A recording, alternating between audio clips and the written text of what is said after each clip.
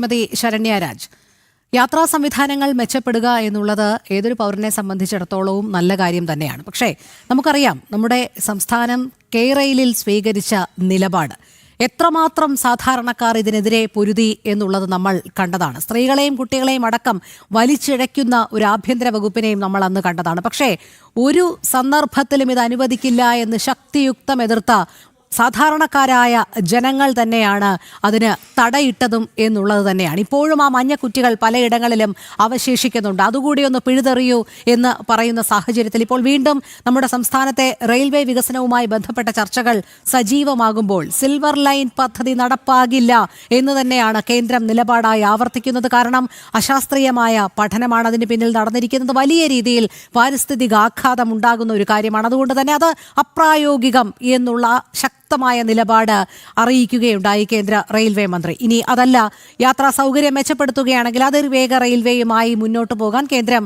തയ്യാറാണ് എന്നുള്ളതാണ്. ഇവിടെ നമ്മുടെ കേരള സർക്കാരിന്റെ നിലപാട് എന്താണ്? സംസ്ഥാന സർക്കാർ സ്വീകരിക്കുന്ന ഒരു നിലപാടിനെ എങ്ങനെയാണ് ശ്രീമതി ശരണ്യ നോക്കിക്കാണുന്നത്? കാരണം യഥാർത്ഥത്തിൽ ജനങ്ങളുടെ യാത്രാ സൗകര്യം മെച്ചപ്പെടുത്തുക, വളരെ പെട്ടെന്ന് ഒരു ജില്ലയിൽ നിന്ന് മറ്റൊരു ജില്ലയിൽ പോയി വരിക എന്നുള്ളതൊക്കെ ആണെങ്കിൽ കേന്ദ്രവുമായി സഹകരിച്ച് മുന്നോട്ട് പോവുകയല്ലേ ചെയ്യേണ്ടത്? അല്ലാതെ നേരത്തെ പറഞ്ഞതുപോലെ അടുക്കളയ്ക്കകത്തും കിടപ്പുമുറിക്കകത്തുമൊക്കെ മഞ്ഞ കുറ്റി കൊണ്ടുവന്നിടുകയും പോലീസിനെ ഉപയോഗിച്ച് വലിയ രീതിയിൽ കയ്യാങ്കളി നടത്തുകയും ഒക്കെ ചെയ്യുന്ന സാഹചര്യത്തിലേക്ക് അല്ലല്ലോ ഒരു ഭരണ സംവിധാനം നീങ്ങേണ്ടത്.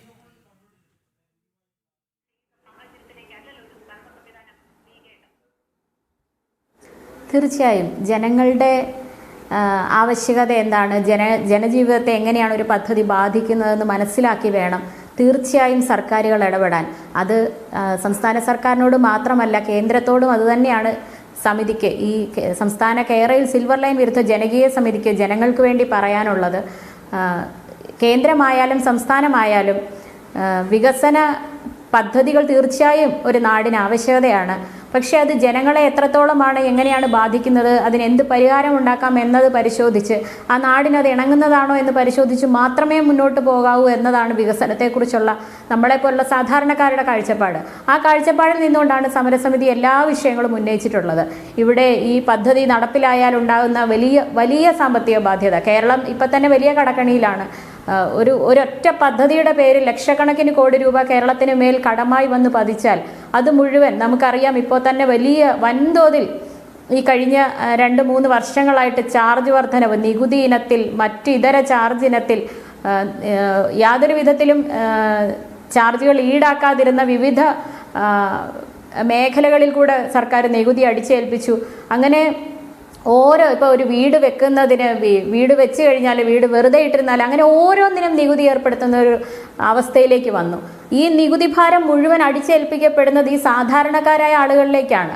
നമുക്കറിയാം, തൊഴിലില്ലായ്മയൊക്കെ അതിരൂക്ഷമായി, ആളുകൾ വിദേശത്തു നിന്ന് പോലും ജോലിയില്ലാതെ മടങ്ങി വരുന്ന കോവിഡിന് ശേഷമൊക്കെ വലിയ തൊഴിൽ നഷ്ടം ഉണ്ടായി. പ്രവാസികൾ തിരിച്ചെത്തുകയൊക്കെ ചെയ്യുന്ന വളരെ പ്രതിസന്ധി നിറഞ്ഞൊരു സാഹചര്യത്തിലാണ് കേരളമുള്ളത്. ഈ നിലയിൽ ഒരു വലിയ കടക്കെണികൂടെ കേരളത്തിന് മേൽ വന്നു പതിച്ചാൽ അത് ഈ മുഴുവൻ ജനങ്ങളുടെ മേലും വരികയും ജനങ്ങൾ ഭക്ഷണം ഉപേക്ഷിച്ചുകൊണ്ട് സർക്കാരിന് നികുതി കൊടുക്കേണ്ട ഒരു അവസ്ഥയാണ് ഉണ്ടായിക്കൊണ്ടിരിക്കുന്നത്. ഇത്തരം പദ്ധതികൾക്ക് വേണ്ടി വലിയ വൻതുക കടം വാങ്ങുമ്പോൾ, ലോൺ എടുക്കുമ്പോൾ ഇതാണ് സംഭവിക്കുന്നത്. അപ്പോൾ ഇവിടെ കേരള സർക്കാർ ഒരു പദ്ധതി ജനങ്ങൾക്ക് അനുയോജ്യമല്ലാത്ത, അല്ലെങ്കിൽ നാടിന് അനുയോജ്യമല്ലാത്ത, പരിസ്ഥിതിക്ക് അനുയോജ്യമല്ലാത്ത വൻതോതിൽ പാരിസ്ഥിതിക പ്രത്യാഘാതങ്ങൾ ഉണ്ടാക്കുമെന്ന് ഇന്ന് കേന്ദ്ര റെയിൽവേ മന്ത്രി തന്നെ സഭയിൽ പറയുന്നത് കേട്ടു. ആദ്യ നടപടിയായി കേന്ദ്രത്തിന് ചെയ്യാവുന്നത് സിൽവർ ലൈൻ പദ്ധതിയുടെ പേരിൽ, അല്ലെങ്കിൽ ഈ പദ്ധതിക്ക് കല്ലിടാനായിട്ട് മുന്നോട്ട് വെച്ചിരിക്കുന്ന ഒരു ഇൻ പ്രിൻസിപ്പൽ അപ്രൂവൽ ഉണ്ട്.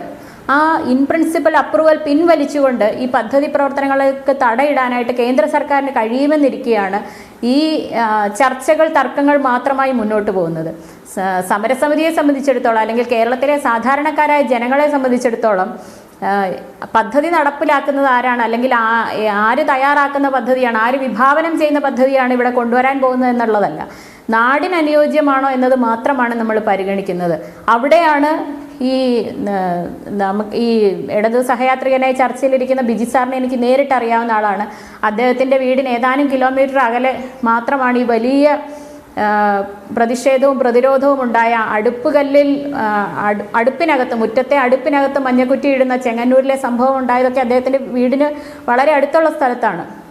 അപ്പോൾ ഈ നിലയിൽ ജനങ്ങളുടെ ജീവിതത്തെ തന്നെ വെല്ലുവിളിച്ചുകൊണ്ട് സാധാരണക്കാരായ അടിസ്ഥാന ജനവിഭാഗങ്ങളുടെ ജീവിതത്തെ വെല്ലുവിളിച്ചുകൊണ്ട് ഒരു പദ്ധതി കൊണ്ടുവരുമ്പോൾ അതിനൊപ്പം നിൽക്കണോ, അല്ലെങ്കിൽ ഇത്രയും നാൾ ഈ പദ്ധതി നടപ്പിലാക്കാൻ സംസ്ഥാന സർക്കാർ എന്തൊക്കെ ചെയ്യുമെന്ന് നോക്കിയാണോ ഒരു കേന്ദ്ര സർക്കാർ ഇരിക്കേണ്ടത് എന്നതും കൂടെ നമ്മൾ ഇവിടെ പരിശോധിക്കേണ്ടതാണ്. ഇനി പുതിയ പദ്ധതികൾ കൊണ്ടുവരുമ്പോഴും ഇപ്പോൾ പറയുന്ന ഓരോ പദ്ധതികളും വയഡക്റ്റിലൂടെ പണിയുന്ന പദ്ധതികളാണെന്നും ദീർഘദൂര പാതകളുടെ കാര്യമൊക്കെ പറയുന്നു. ഒരു വൈരുദ്ധ്യം എന്താണെന്ന് വെച്ചാൽ 200 കിലോമീറ്റർ മാക്സിമം സ്പീഡ് പറഞ്ഞിരുന്ന സിൽവർ ലൈനിനെ അർദ്ധ അതിവേഗ പാത എന്നാണ് വിശേഷിപ്പിച്ചിരുന്നത്. ഇപ്പോൾ ഈ കൊണ്ടുവരുന്ന കേരളത്തിൽ ചർച്ച ചെയ്യപ്പെടുന്ന 2 പദ്ധതികളും 200 കിലോമീറ്റർ മാത്രം മാക്സിമം വേഗതയുള്ള പദ്ധതികളാണെന്നാണ് ഞങ്ങൾ സാധാരണക്കാരായ ആളുകൾ മനസ്സിലാക്കുന്നത്. പക്ഷേ ഇതിനെ അതിവേഗ പാതകൾ എന്നാണ് ഇപ്പോൾ ഇവിടെ പറഞ്ഞുകൊണ്ടിരിക്കുന്നത്. അത് ഒരു വലിയ വൈരുദ്ധ്യമാണ്, ജനങ്ങളെ കബളിപ്പിക്കലാണിത്. അത് ഈ ശ്രീധരൻ സാർ പ്രഖ്യാപിച്ച പാതയായിരുന്നാലും സർക്കാർ പ്രഖ്യാപിച്ച പാതയായിരുന്നാലും അതിവേഗ പാത എന്ന് ഇതിനെ പറയുന്നതിൽ ഞങ്ങൾ ശക്തമായ വിയോജിപ്പ് രേഖപ്പെടുത്തുകയാണ്. ജനങ്ങളോടുള്ള വഞ്ചനയാണ്. രണ്ടാമത്തെ സംഗതി, മറ്റൊരു പ്രധാനപ്പെട്ട കാര്യം, സർക്കാർ ഒരു പദ്ധതി പ്രഖ്യാപിക്കുന്നു, RRTS എന്ന് പറഞ്ഞ് സർക്കാർ അതിനെ വലിയ പ്രത്യേകിച്ച് എന്തെങ്കിലും പഠനമൊന്നും നടത്തിയതായി നമുക്കറിയില്ല. ബജറ്റിൽ പ്രഖ്യാപിക്കുന്നു, പദ്ധതിയെക്കുറിച്ചുള്ള വലിയ ചർച്ചകൾ, പദ്ധതി നടപ്പിലാക്കുമെന്ന നിലയിൽ തന്നെ വലിയ ചർച്ചകൾ മാധ്യമങ്ങളിൽ കൂടെ ഒക്കെ ഉയർന്നു വരുന്നു. അതേസമയം തന്നെ ഒരു ടെക്നോക്രാറ്റായിട്ടുള്ള ഈ ശ്രീധരൻ സാർ വന്നിട്ട് ഇവിടെ പുതിയ പദ്ധതി നടപ്പിലാക്കാൻ പോകുന്നു എന്ന് പ്രഖ്യാപിക്കുന്നു. അദ്ദേഹം അതിനു വേണ്ടിയിട്ട് ഡൽഹി മെട്രോ റെയിൽ കോർപ്പറേഷൻ്റെ പേരിലൊരു ഓഫീസ് തുറന്നു എന്നാണ് മനസ്സിലാക്കാൻ കഴിയുന്നത്. അദ്ദേഹം ഇപ്പോൾ ഡൽഹി മെട്രോയുടെ ഉദ്യോഗസ്ഥനാണോ എന്ന് നമുക്കറിയില്ല. സാധാരണക്കാരെ സംബന്ധിച്ചിടത്തോളം ഇതൊക്കെ അജ്ഞാതമാണ്. കാരണം നമ്മൾ അത്തരം കാര്യങ്ങൾ പരിശോധിച്ചുകൊണ്ടേ ഇരിക്കുന്ന ആളുകളായിരുന്നില്ല. അപ്പോൾ അദ്ദേഹം പുതിയതായൊരു ഓഫീസ് തുറക്കുന്നു, പദ്ധതി പ്രവർത്തനങ്ങളുമായി മുന്നോട്ട് പോകുമെന്ന് പറയുന്നു. ഒരു ടെക്നോക്രാറ്റിന് എങ്ങനെയാണ് ഒരു സംസ്ഥാനത്ത് വന്നിട്ട് സംസ്ഥാന സർക്കാരിനോട് യോജിച്ചല്ലാതെ ഒരു പദ്ധതി പ്രഖ്യാപിക്കാൻ കഴിയുക എന്നുള്ള നിലയിൽ നമ്മൾ വളരെ അത്ഭുതത്തോടെ ഇതിനെ കണ്ടുകൊണ്ടിരിക്കുമ്പോഴാണ് കേന്ദ്രം അതിനെ പിന്തുണയ്ക്കുന്നതായി പറയുന്നത്. ഇപ്പോൾ സംസ്ഥാന സർക്കാരും പറയുന്നു ശ്രീധരൻ സാർ കൊണ്ടുവരുന്ന പദ്ധതിയാണെങ്കിലും ഞങ്ങൾ പിന്തുണയ്ക്കുമെന്ന് പറയുന്നു.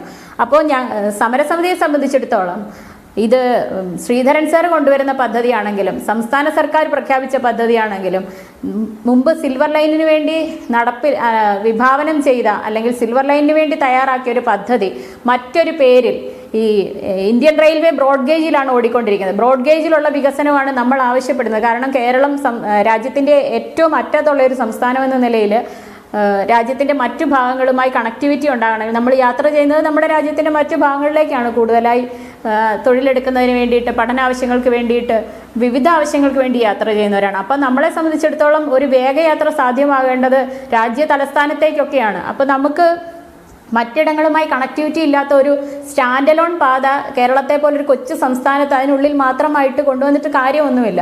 മറ്റൊന്ന്, മറ്റിടങ്ങളിലൊക്കെ കാണുന്ന അതിവേഗ പാതകളെക്കുറിച്ച് പറയുന്നു, അവിടെ ഉള്ളതുപോലെ നമുക്ക് വേണ്ട എന്ന് ചോദിക്കുന്നു.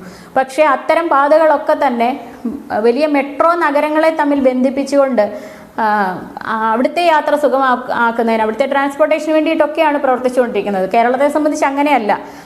ഗ്രാമങ്ങളും ചെറിയ നഗരങ്ങളും മാത്രമുള്ള ഒരു സംസ്ഥാനമാണ്.